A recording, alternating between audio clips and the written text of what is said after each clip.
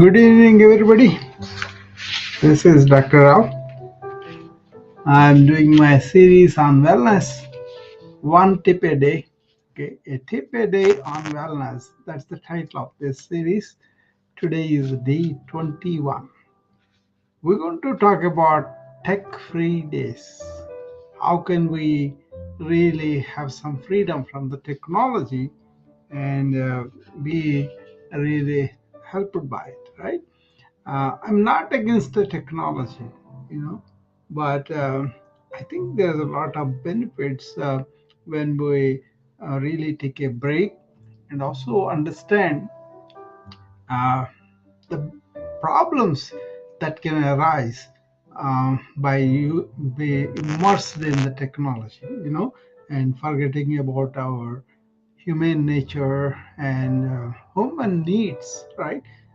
So first of all, your stress and anxiety will go down when you have a tech-free day, right? That is evident, because constant connectivity, constant doing the stuff, data, and all that can really induce decreased attention and anxiety and stress from that. Okay, uh, so disconnecting for some time at least, um, that helps a lot.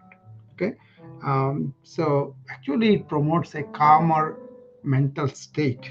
Okay, then most important, I think, that's going on down now is interactions with other people. Okay, that quality of interactions will be improved when you take a break from that. Okay, without the distraction of the devices, interactions with other can become more meaningful, and then improving relationships and communication, especially with the kids. This is happening quite a lot. They are ready to the phone. They want even want to chat. They don't want to engage face-to-face discussions with people, and that's very valuable in my opinion. And of course, when you take the breaks, from digital input, it allows the mind not to wander and really focus on something that you are trying to create. That's a very important thing too, and that thereby it kind of boosts productivity. So if you can remove the constant interruptions of the notifications and also emails that we get all the time, you will be more creative, more productive too. And when you take a break and walk around the block or in the garden or whatever, that promotes physical activity, which is very good too. Of course, it improves sleep, especially before you go to sleep. If you put the technology to sleep and then really unwind yourself and take those stuff away from you, then you sleep better. Okay, all these six things I talked about reduces stress and anxiety, improves quality of interactions, and enhances your creativity, boosts your productivity, and promotes physical activity, and also improves your sleep. Okay, all those things are very important. One last thing is, actually, it encourages you to be mindful and also to be present. That's my pet thing, right? Tech free time helps you to cultivate a state of mindfulness. That is, you're completely there, you're fully present in the moment, and it enhances your awareness and appreciation of life, what is right in front of you. So these are all the benefits of that. How do you go on and implementing these tech-free days? Is you can plan the activities, engaging activities that don't involve technology, like reading a book that has become old fashioned, maybe something nice, relaxing book, and you can cook a new recipe, and you can go out and work in the yard. And any number of hobbies are there. You can play ball, whatever, right? And then you can inform your circle, your friends, your family, your colleagues, that tell them this. For example, if you take a Tuesday, say, this is my tech-free day, tech-free Tuesday, so leave me alone, don't try to call me, don't do anything. They will cooperate. Okay, and then You can also make it like a challenge. If um, you see you have to use your technology for your work, then you have to prepare how this day will be if I don't have the technology. you know so maybe you can have specific check-in times like a 2 to 3.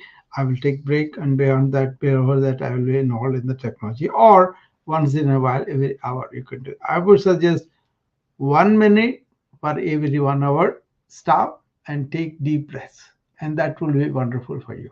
Okay. Then uh, you can also create like a no tech zones. So if you go to a room, like I have a room for meditation, I don't want to keep any technology there. Of course, there is a Bose speaker, but that produces the music, nothing else. I cannot put anything in, nothing comes out except the music that I want to listen to. And then you can also engage other people that are with you, your loved ones, right?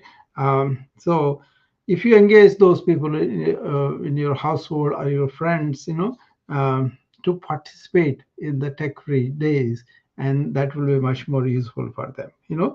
And then also, after you have taken the day off from the technology, reflect on that day. How did it go? What kind of things I was missing? What kind of things I was hoping I could do? All that you can reflect on that at the end of the day. So if you learn something that you could implement, that's good. If you learn something about yourself, that you are how much addicted you are to the phone or to whatever it is, then you can work on that. Okay. So you can always start small. Don't do it all of a sudden, big time. Maybe a few minutes and few hours to then a day. Then uh, see digital tools. Uh, you can replace them like a digital tools to instead of ebook you can go for the real book, right?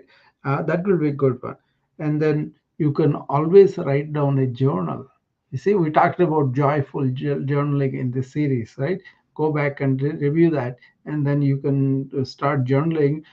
Writing with a pen and paper with sitting down does a lot of good for your nervous system as a whole. Okay.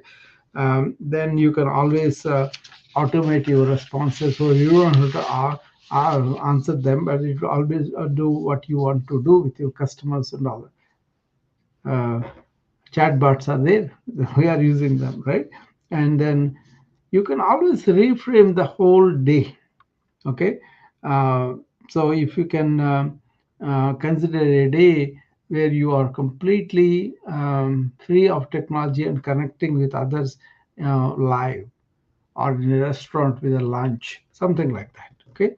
So if you can incorporate all these suggestions that I made, probably you will be better off. Okay. So when you implement the tech-free day, you plan your activities and you inform your circle that you are doing this, and then prepare for the challenge of being tech free for the day. And then you can create a no tech zones in your office or in your home and go there and spend some time. Then engage others, right? Then reflect on the experience at the end of the day.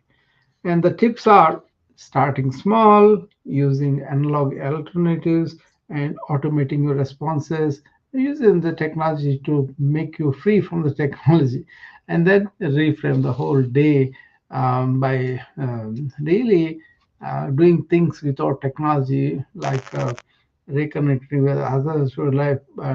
You enjoy the whole day without the technology, doing something else that really boosts uh, your energy, right? That will be very good. Okay.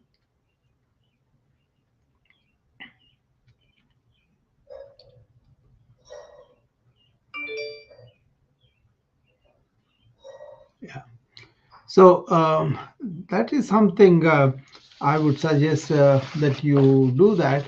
Um, Technology itself can make you do a lot of stuff, but what it cannot really um, do sometimes is to rekindle your humanness, reacting to the nature or reacting to the people, reacting to incidents that are happening in life.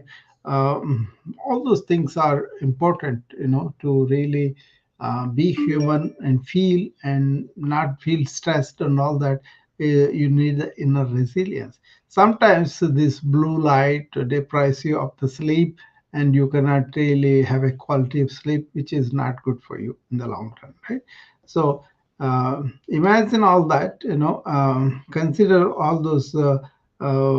all those recommendations I made, and then down the line you'll be able to really put aside technology and go and do this stuff and automatically get refreshed. You just walk into the garden, flowers and all, if you have a garden, or just take a walk, or just get out of your mind with the tech, and then do something like a singing or something like recitation of a poem, whatever, right? So those human things are very important for us. Consider doing that, okay? um, this is not like a hateful thing about the technology, rather than how do we identify what the technology is doing to us, okay? I am an informatician by definition. I learned about information and I got a master's in that, right? So I know about the information overload, information proper use, and brain fog, what happens to sleep and appetite and all that. What happens to the self care? A lot of people are not caring by themselves because they're so involved in the technology. They kind of tune into it and then forget about it. They kind of focus on the productivity and what I can produce, rather than what it can do to your health, right, in the long run. So wellness tip is, take the tech in your control and use them properly, and then take the notice of the problems the technology can do for your eyes, for your head, for your inner attention. So many ways it can really change you. And if you don't prevent from it being a habit, and down the line you will be regretting that, okay? So don't give up the technology, but be in control of your technology, so that you are in charge and not really dictated by all the devices. For example, kids, they're so wedded to the phone.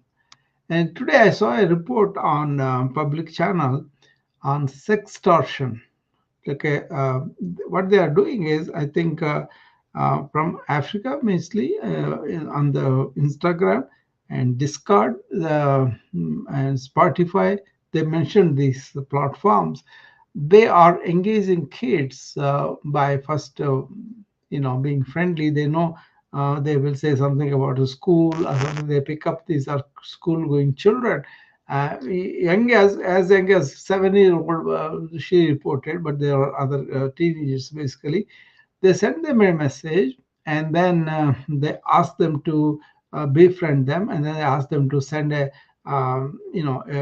photograph in a compromising position, and then they blackmail them. Unless you don't give me money, I will be I'll be sending this photo to all your group, all your community, something like that. So they're blackmailing them. So that is because these kids have full access to the phone, and these kids can talk to anybody. Parents can never oversee and really restrict them. And then these kids are innocent, and they don't know, and these people, and they're taking advantage of the kids, right? By really enticing them, and also really blackmailing them. Even if you don't take that, among the home, I saw an advertisement where a mother was sitting. She brings the tea for both of them and places the tea there, and then she tells the kid, "Come on, let's have tea together." But the kid is so occupied with the phone, he doesn't notice her. Then she sits down and she calls him. Then he says, Maui, you are calling me. Yeah, what can I do? You are not responding to it. And that has become very common. So be careful with all that. I hope I added some value to you. Consider tech free zones. Okay, I'll see you back next day, tomorrow.